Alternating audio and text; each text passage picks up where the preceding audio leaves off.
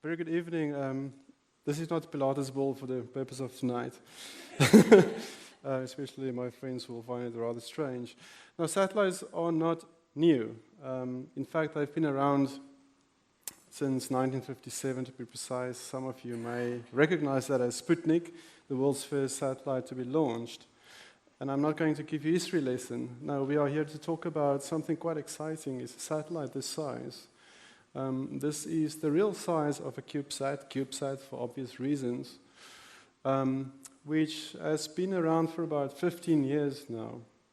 Now, somehow we don't expect satellites to be small. We expect computers to be small. We expect cell phones to be small, although they are also starting to become bigger again.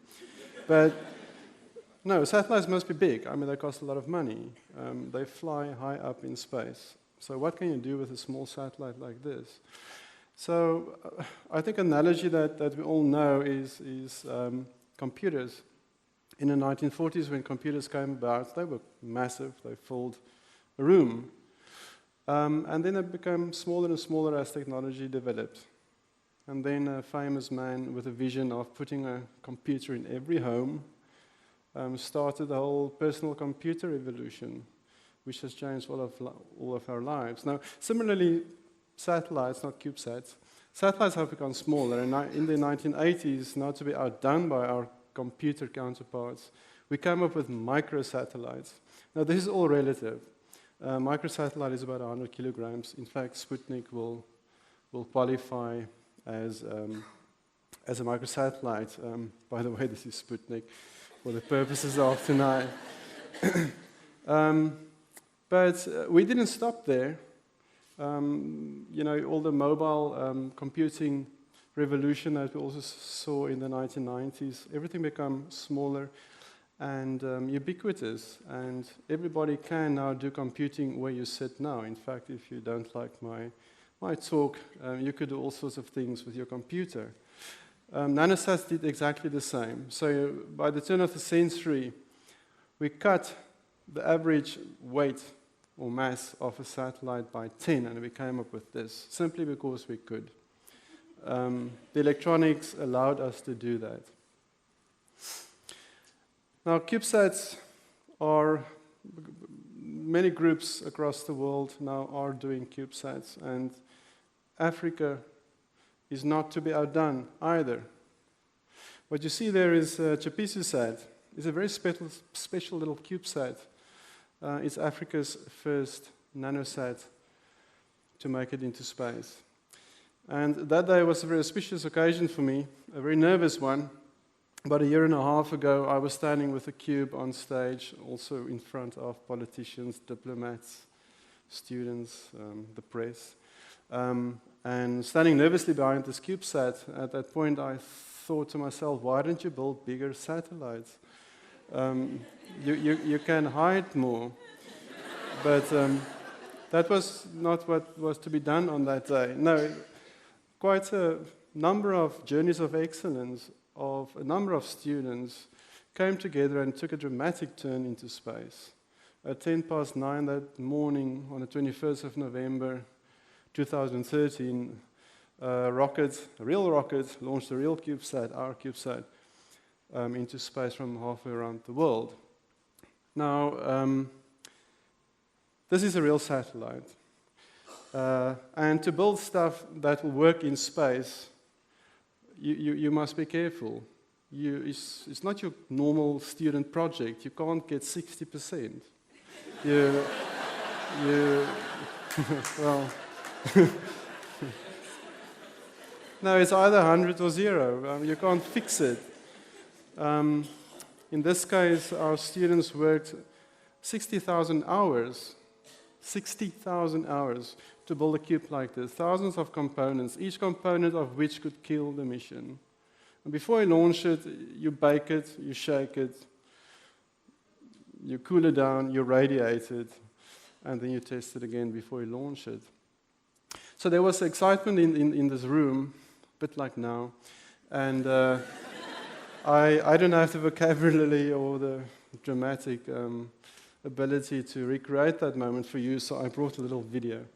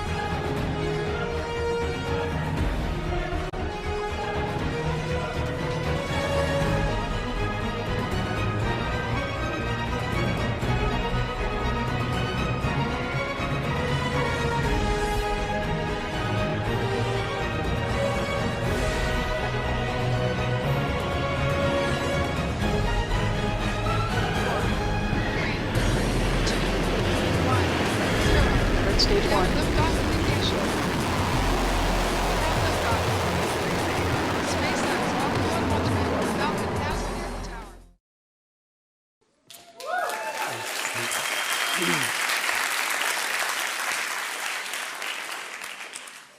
That is not computer graphics, that's the real thing. My students got 100 on this one. But I'll get back to that. Let's take a glimpse inside. Let's look under the bonnet, really, of this CubeSat or nanosat. How does it look inside? You got a taste of it in a video. That was the making of TshepisoSAT, which is the name of our satellite. It's really small. You also get massive ones like this. I call this a 1U, and this is a 3U, for obvious reasons. And this is the actual structure that will fly into space. And what we do, we put our electronics inside. Now, this is consumer electronics. We are not shy to scavenge from what's out there, whether it's smartphones or cameras. We fly it for the simple reason to be agile, to be cheaper, and to do more, to package more computing power and ability and utility into a box that small. I must just maybe, for dramatic purposes, compare these two. Sputnik was the world's first satellite, and this is Africa's first nanosatellite. Now, this weighs 1 kilogram. That one weighed 80 kilograms. We have a little camera there, which I'll show you later. We didn't have one. We have a radio beacon that's still working. He had a radio beacon. Obviously, it's not working anymore. And this one was built by students, 100% students. That was built by engineers I can safely say were slightly older than even I am. Most dramatic difference is, of course, cost. Because you use students, this is cheaper than that one. But I don't want to delve too much in that one. Okay, so they're smaller and they're cheaper. You can actually launch more into space for the same price as a bigger one. So I'm going to try this. The total should be a bit lower, but a lesson in orbital dynamics. If a CubeSat were to orbit the Earth, this is now the Earth, on the equator at about 500 kilometers, you will see, if you could, it will pass overhead every 90 minutes. Right, so you will see your satellite every 90 minutes. Now, if you have two satellites, this is where it becomes a bit tricky for me. And they 180 degrees out of phase, you will see a satellite every, I don't know if you're right or wrong, I didn't hear, 45 minutes, every 45 minutes. If you have three every, you can do the math. If you have enough, then at some point you will see a CubeSat or a satellite at all times. And this really opens up a whole plethora of applications that was not economically feasible previously. It's always possible to build it with a big satellite, but whether you can afford it, that's a different question. So let's look at a few examples, and we're already talking about industry disruptors. Yeah, us, the nanosat community, which is not always taken serious. Planet Labs is a serious startup in America. They are building CubeSats this size, a flock of doves, and they will eventually launch about 200 of them, and they will image the Earth every day with that resolution.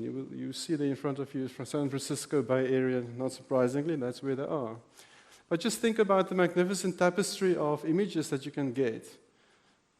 To that scale, the whole of the Earth every day. It's not been done before, again, within the means of most of us. Incidentally, most of the engineers are in their 20s. You can also do serious stuff. The space weather and space science. It's very important. That's the mainstay of CubeSats so far. We have sensors on them to measure really the effect of the sun on technology here on Earth. We have a very little small comfort zone called the atmosphere. Incidentally, TshepisoSAT is a space weather mission. We also do astronomy. There are CubeSats that take pictures of stars out there because we're not influenced by the atmosphere. You can think of it as a very, very small Hubble. And then there are cubes going where no cube has ever gone before. And this is not me or some crazy professor, even crazier than me, but this is NASA. And JPL is going to send CubeSats into the universe. Closer to home, and I think something that's very relevant to us, we are currently also using CubeSats to track ships. Ships have transponders on them, which you can receive with satellites, and indeed very small satellites like CubeSats. And you will see there the main shipping lines, also the absence of ships there to the east of Africa, also for obvious reasons. And that is maybe not that obvious, but this is why it's relevant to us, the specific application. You may not know what that is, but that is a buoy. It measures the water level of a dam somewhere remotely in Africa. And you don't actually have to go very remote to not have cell phone coverage. In fact, on my campus, there are areas that you don't get cell phone coverage. Now, satellites and indeed CubeSats can overcome that by relaying the important information from there back to your central station. Let's just get it back into the African context. We use satellite technology. I don't want to say whether we like it or not. I mean, we obviously like it. You navigated your way here using cell phone with GPS. But at what cost does it come? We don't have an indigenous industry. So if you want those services, what do? You procure them from outside at immense costs.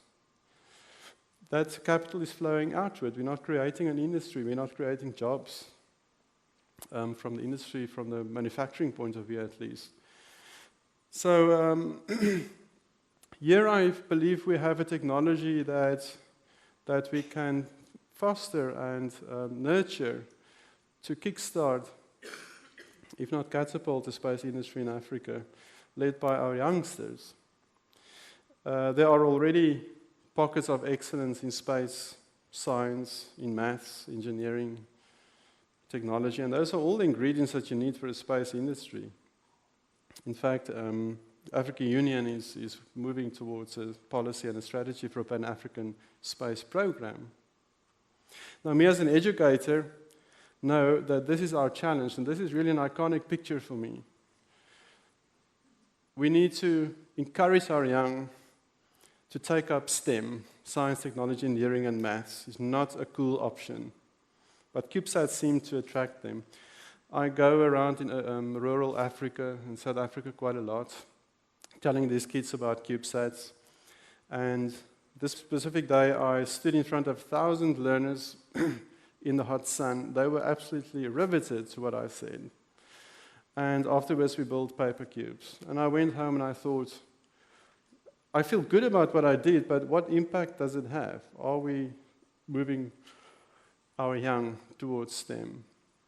And just 2 weeks ago, I met the teacher of that school, and he told me, 6 out of those 1,000 learners are now first year at University of Stellenbosch studying space science. Now, 6 out of 1,000 may not sound a lot, but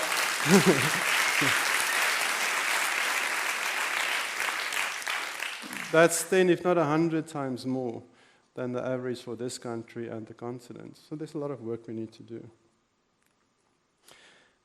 CubeSats can do that work. TshepisoSAT has now covered almost 500 million kilometers as it orbits Earth. In fact, as I stand here now, and you can believe me, it's overhead Cape Town, and it's moving towards Zambia over Botswana. And in about an hour and a half's time, it will pass Cape Town again. Now, through Tshepiso, we've shared with the community across the world ups and downs. When President Nelson Mandela died, of course, we used our satellites to broadcast Madiba around the world. And tonight, we celebrate again. So from today till Friday, our CubeSat says, "Hello, Africa," to all the other groups around the world. Tshepiso got its name from a grade 9 learner, Chikani, from a rural school. And when she found out what Tshepiso is about and the students, she said Tshepiso should be called Tshepiso. Tshepiso means hope and promise in Sesotho. Now, I'm definitely not saying let's put a CubeSat in everybody's pocket or in every house like we do with other computing devices. But I think we must make it work for that 6 out of 1,000 who really wants to conquer space and democratize it for our continent. Thank you.